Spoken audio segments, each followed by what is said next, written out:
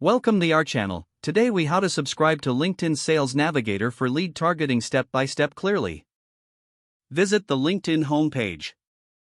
Log in to your LinkedIn account. In the search bar, type Sales Navigator. Click on Sales Navigator from the drop-down menu. You will be redirected to the Sales Navigator page. Scroll down to find the Try for Free button. Click on the Try for Free button. You may be prompted to select a plan. Review the available plans carefully. Choose the plan that best fits your needs. After selecting a plan, click on Continue. Enter your payment information as required. Complete any additional required fields. Review your order summary for accuracy. Click Start My Free Trial or the equivalent button. You will receive a confirmation of your subscription. Explore the Sales Navigator dashboard upon successful subscription. Familiarize yourself with the features available. Begin your lead targeting journey using the tools provided.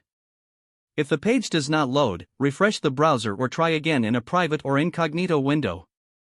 Make sure you are using the correct email address, then retype it carefully to avoid small typos. If your password is not accepted, use the reset option and create a new strong password you can remember. Check your spam folder for verification or security emails, then complete any requested confirmation steps. Enable two-factor authentication if available to improve account security and reduce unauthorized access risk.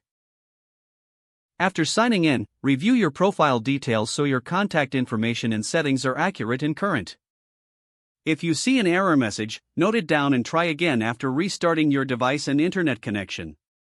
Log out when you finish, especially on shared devices, to keep your account and payment information secure.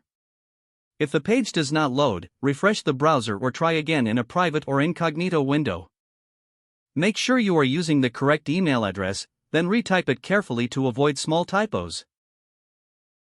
If your password is not accepted, use the reset option and create a new strong password you can remember. Don't forget to like this video and subscribe to our channel for more step-by-step tech guides.